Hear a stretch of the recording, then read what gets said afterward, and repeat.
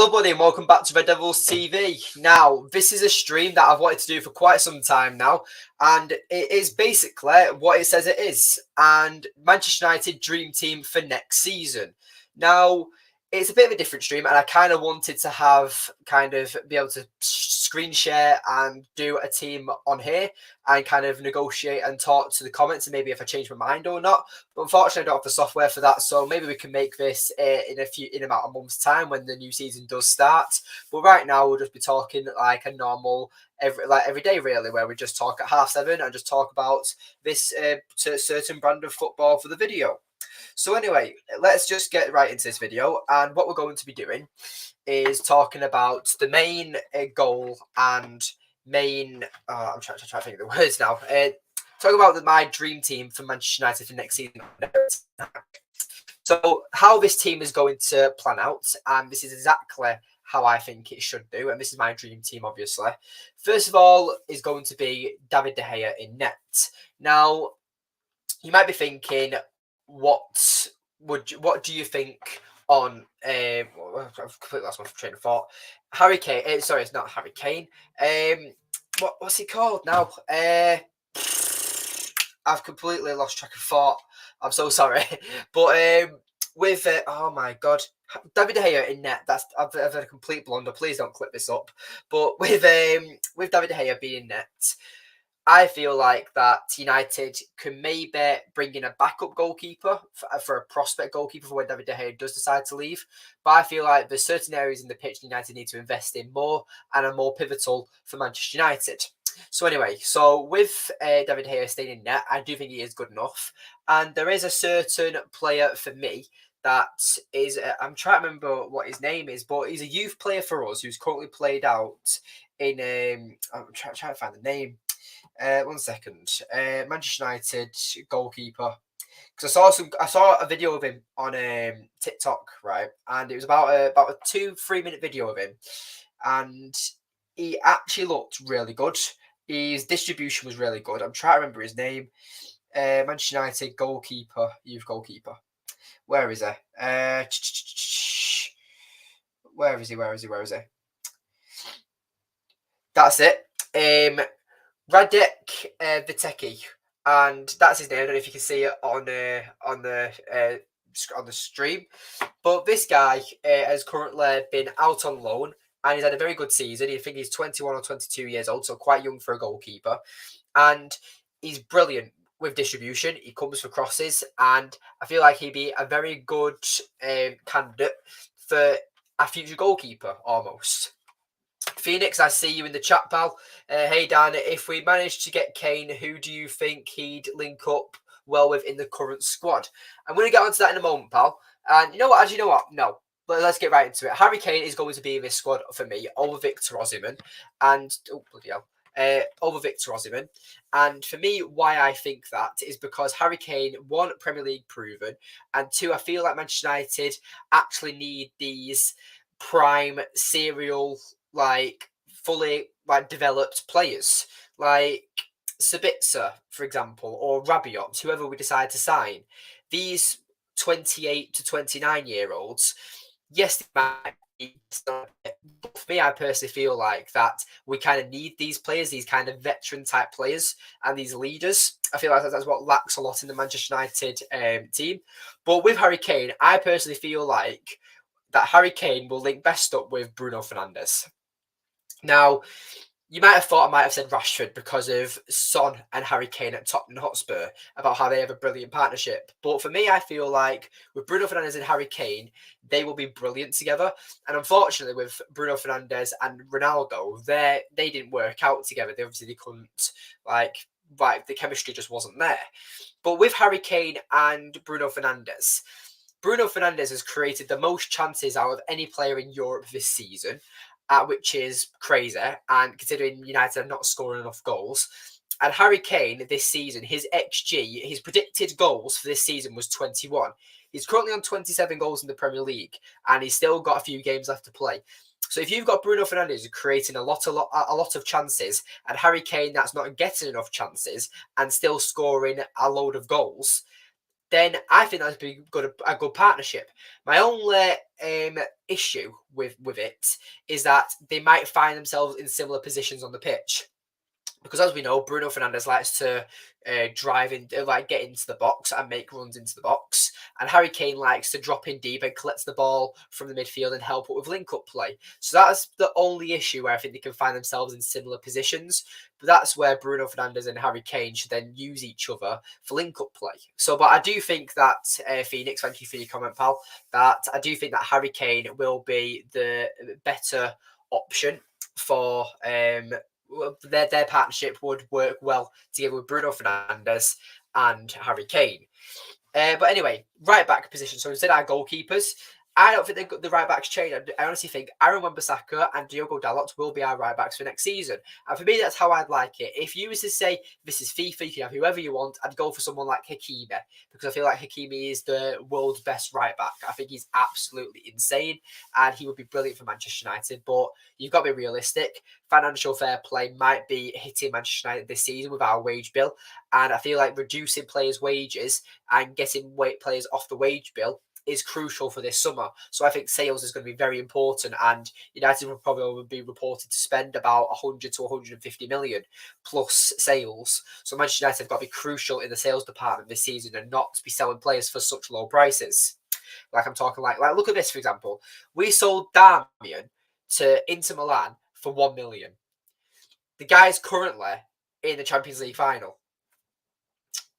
I'm just saying, Darmian's went off and had to have a good career. And what's this, Phoenix? What's the latest with Dean Henderson? Have we sold him? No, we've not sold him, but Dean Henderson is a player that I would like to sell. I feel like you probably grab around 15 to 20 million for Dean Henderson now. Maybe if we sold him a season or 2 seasons ago, we probably have accumulated about 40 to 50 million. But I feel like with the season he had with Nottingham Forest, he hasn't really stood out. I feel like that if a team was to completely overpay, the most we'd get from him is about 30 million, maybe 25. But for me, I feel like the value for Dean Henderson would probably be around 15 to 20 million. But when you think about it, it all adds up eventually. But Dean Henderson, for me, I would sell him, and I would give the youth goalkeeper a chance in Vedovic, I think he's called. Centre halves. Now, I wanted to ask the comments on this one. Kim Min-jae. Now, for me, I feel like he's the perfect candidate for Manchester United and being Manchester United's new centre-back. But some people would rather Jurrien Timber, who is obviously the Ajax centre-half that we were linked to last summer before we got Lisandro Martinez.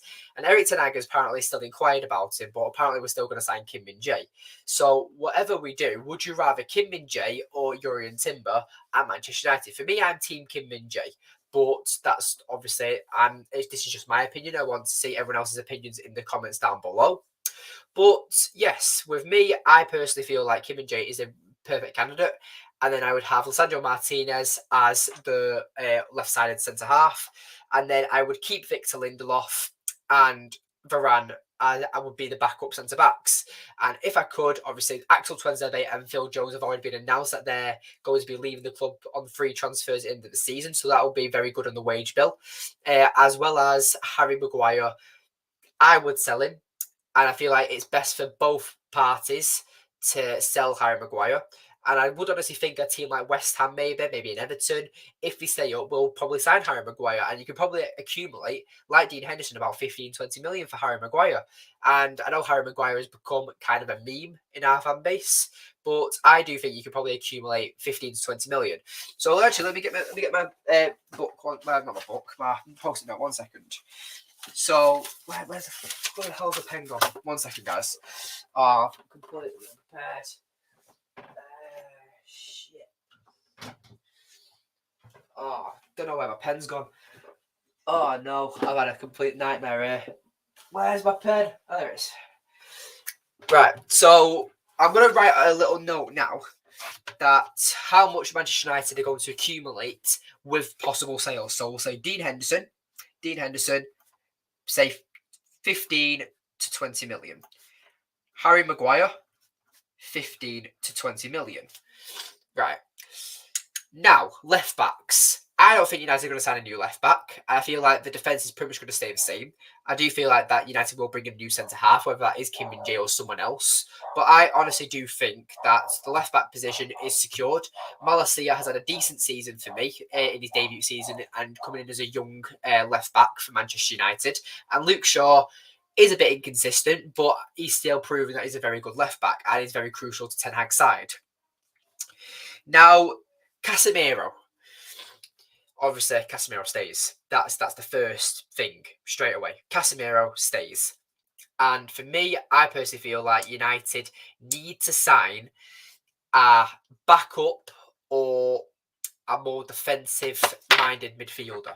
Because I feel like that United really lack the physicality when it comes to teams. Because apart from Casemiro and maybe Scott McTominay, we have no other physical midfielders. We have playmakers. We have box-to-box players. We have creatives. We have no physicality in our midfield. And McTominay, you can whether you argue it or not, people say McTominay is good. People say McTominay is not good. For me, I feel like McTominay is a perfect squad player for Manchester United, but I do feel like he could go anywhere else in the Premier League. Probably, I'd say from 8th place and below, Scott McTominay could probably go into any side and become a starter. I do rate McTominay quite highly, but I feel like as a United player, he'll be a perfect squad player. But United need more physicality in our midfield. And for me, the two players that stand out for me are Ergat of Sporting Lisbon or Ravella of Juventus. Now, Ravella is currently out on loan to Monza. Now, as well, if you haven't seen it as well, if you made it this far into the stream, that I made a video today on 3 signings that Manchester United need to make. And Harry Kane, Ravella and Ergat made it to that video. Now, if you've watched that video, if you haven't checked it out already, make sure you check it out. Leave a like on the video, and I would really appreciate it. It's only about 10 minutes long, and we've already 12 minutes into the stream. So, with me, I feel like them 3 players that I go into depth about their analysis, their stats. So, if you like that type of video, let me know. And if you want me to see it, make a part 2 about free transfers or something, let me know in the comments down below, because obviously we're all about being a bigger and better community. Phoenix, thank you for your comment, pal. So, do you think if we get the players, could we become tenders for the title next season? I mean, maybe. I'm not gonna say my hopes up for that. All I want to see is progression. Now, United are looking like. Let's have a look at how many points United can accumulate. Right, let's have a look. So, Man United right now, we can. Where is it? So, with the Premier League table right now, the most Man United points can get is we've got 3 games left. So the most points we can get is 75 points, which is actually quite decent. And that's a massive progression from last season. But for next season, I want to be hitting the 80 mark. I want to be hitting maybe the 85 mark. I want to see that progression and try and increase our away form, because at Old Trafford, we're absolutely a dominant force of nature. But when it comes to our away form, that's where this season's let us down. So this is where I'm saying we need more physical midfielders, because I feel like that's what we lack when they're on the road. We need that extra oomph in the team. So for me, I feel like that we need either Ergat or Ravella as cheap alternative options. But if you were to ask me who would I want, I would say that the dream choice would be either Caicedo or I'm going to say Declan Rice. I do think that both of them are brilliant. Now, they would cost you a hefty penny. So this is why I'm saying with Ergat and Ravella, you could probably get them both for under 60 million for both of them. So for me, I personally feel like with that, we can get because the thing is, well, it's all about selling the players that we don't need, and also about the players that we don't the players we don't need and the players we do want. And it's all about spending wisely for me. And I feel like getting rid of the deadwood is massive and important. So anyway, we'll talk about midfielders and who we should get rid of. Do we sell Scott McTominay? Maybe. I do feel like Scott McTominay might accumulate. So I personally feel like with Scott McTominay, you could probably get around 20 million for him, I think. You could probably get 20 million, maybe 30 million for Scott McTominay. Right? Fred. I don't think Fred's going to go anywhere. I'd rather McTominay stay than Fred. but probably Fred does stay. Van der Beek, probably 5 to 10 million. He goes for me, and I don't think he can revive his career whatsoever. Who else? Ericsson, I think Ericsson stays. Bruno Fernandes, obviously Bruno Fernandes stays. Sabitzer, I don't want to sign Sabitzer on a new contract, to be honest. I'm going to make a YouTube shorts on this tomorrow morning. But for me, with Sabitzer, he's been injured 3 times since being at Manchester United on loan since January. And yes, he's scored us some important goals. But again, for me, Sabitzer hasn't proved himself enough yet. And that's my only take on Sabitzer.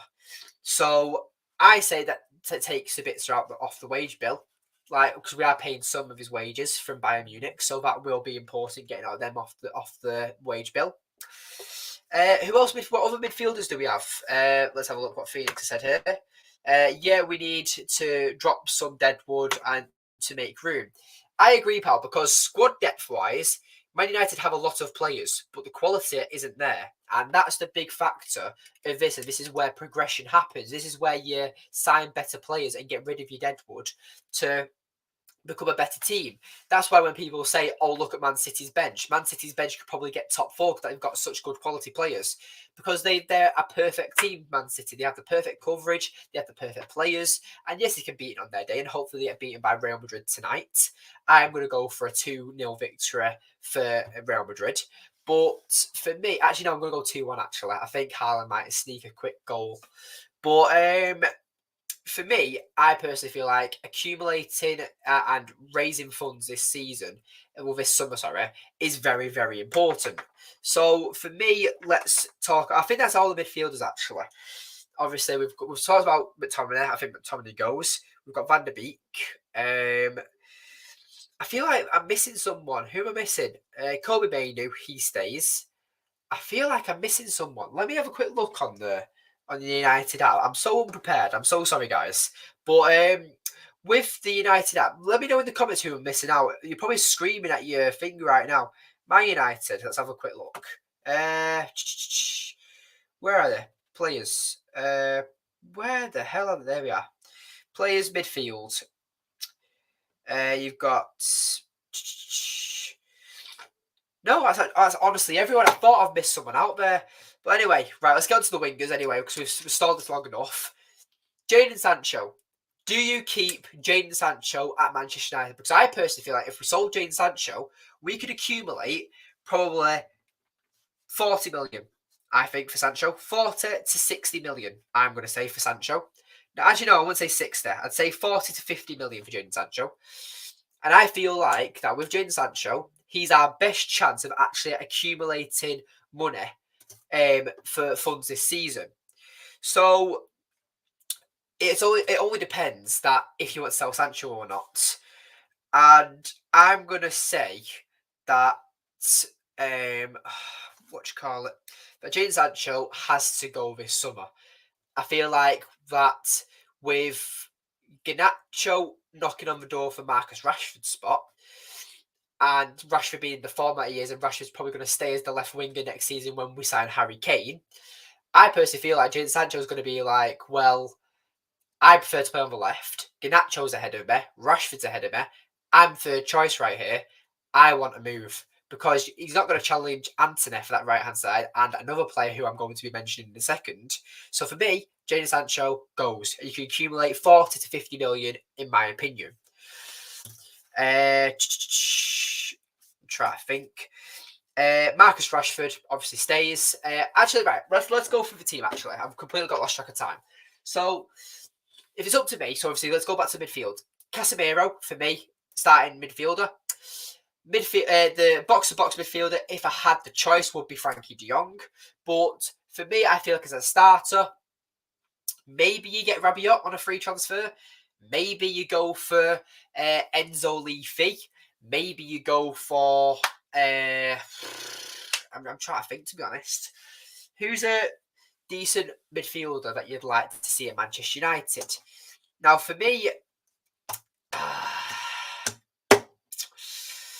I feel like that Frankie Jong will be perfect, to be honest, and that's my issue. And maybe Caicedo, maybe Declan Rice. But it's hard to say. It really is hard to say. Dream-wise, I'd say Caicedo, actually. Dream-wise, I would say Caicedo because he's Premier League proven. He's a very exciting player. He's strong. He's good on the ball. He can create. For me, it's Caicedo. Caicedo as the number 8 midfielder. Bruno Fernandes as a number 10. And then the wingers will consist of Antony, Harry Kane, and Marcus Rashford will be my front three. Now, substitution-wise, obviously we're going to have, we've got Vigert, the goalkeeper. We'll have either Wan-Bissaka or Dalot, whoever's the starting right back, and vice versa for the starter. We'll have Varane and Lindelof as the centre backs for the bench. Malacia as the bench for the left back. We'll have Casemiro and obviously Caicedo, and then Rabiot as a player, and as well as I'm going to go for Ravella. I am going to go for Ravella. I think he's a very decent player, and I'm trying to think as well. Let's think. With the substitution wise, I say that probably Fred stays and is probably a backup centre midfielder for Man United. And then I'd say Eriksen is the backup for Bruno Fernandes. The backup for Antony, I feel like you give Amad Diallo a chance. Now, some fans have called him overhyped. And I feel like that United... Is Alejandro Garnacho overhyped? Maybe. But United are known for producing youth players. And for me, Amad Diallo is ready to be nurtured into Erik Ten Hag's side. He's young. He's had the experience of a very good loan spell. I feel like it's time to see what he can do in a United shirt. So for me, I feel like that Amad is the backup to Manchester United's problems and the backup to Manchester United's right winger. Striker, we signed Harry Kane for about 80 to 90 million or 100 million, however much Daniel Levy wants. You just pay it, in my opinion, with Harry Kane. He's that good. And there's a free transfer, actually, for a striker that I would love to get. And his name is Marcus Thuram. Now, Marcus Thuram plays for Bayern Mönchengladbach, and he's a very decent physical striker. And I feel like that would create an amazing squad depth for Man United. And him coming on as a backup is much better than Weghorst, probably better than Martial. I personally feel like that would be brilliant for Man United. And if you think, right, you look at Manchester United's front six, right, this would be our team. The starting team will be Antony, Harry Kane, and Marcus Rashford. Sounds good, right? The bench, Alejandro Garnacho, Amad Diallo, Marcus Thuram. It sounds a lot better than Martial. It sounds a lot better than Weghorst. It sounds a lot better than Sancho. That's just my opinion, but that's exactly what I would do. And Thomas, who would have as United number 7? Now, I don't know if you mean the number 7 as in the striker position or you mean the actual number 7 shirt, because the number 7 shirt is available. I wouldn't give it anyone. If Harry Kane wants it, give Harry Kane the number 7 shirt. But for me, I personally feel like that if we sell Marcus Rashford, if we sell Anthony Martial, then I feel like Harry Kane will take the number 9 shirt. But people say give Garnacho the number 7 shirt. Maybe, but will the ego go to him? I'm not too sure. So I feel like you wait on the number 7 shirt, to be honest. That's just my opinion anyway. And let's get into the rounds of the players that we would sell. So Weghorst off the wage bill. Sancho, obviously we've just wrote down. Anthony Martial. I feel like you probably get about 10 to 15 million for him. So for me, I feel like that if we sold these, if we sold these 6 players that I've got down currently on the list, plus the free transfers in Dean Henderson, not Dean Henderson, in Phil Jones. Obviously, we've got Eric Bailey as well. Completely forgot about him. Eric Bailey. So he'll probably get about 5 to 10 million for Eric Bailey. So let's right now work out the 7 players of how much that would be. So we've got 5, 15, that's 20, 35, 55, 60, 100, 110. 110 to 10, 30, 50, 80, 90, 90, 140, and 155. So for me, I personally feel like you could probably accumulate in player sales 110 to 155 million pounds plus reduction in the wages, because then players' wages would also be fixed. So for me, if you can accumulate, right, if the Glazers aren't left yet, they've already said that United have already got 100 million in the bank to spend, right? That's the reported fee of United's transfer budget for this summer. We could have a budget of 100 to 250 million pounds spent this summer. So maybe you can sign Harry Kane and sign another world class player, and then bring in some rotation options. It really depends, in my opinion. So for me, I feel like that this sale is very important. But anyway, this has been the stream. Thank you for everyone that's contributed today. Thomas, thank you for all your comments. I really appreciate you staying this long, pal. But anyway, guys, thank you for watching. If you want to get in contact with me about coming onto the channel as a guest, feel free. Obviously, everyone's more than welcome to. I really appreciate everyone that's tuned in tonight. And thank you for watching, and I'll see you all very soon. If you made the video, check out today's video on the latest video on Man United, which is I'm just going to grab it up quickly, which is my where's it gone? I've completely lost it. It's this one, 3 game-changing signings that Manchester United should make. So check that out on YouTube right now. It is live. So try and just watch it and enjoy it and see what you think of it. And I might make a part 2 for the free transfer version. Well, anyway, guys, thank you for watching, and I'll see you later. Goodbye, and thank you for watching, and have a good night. See you later.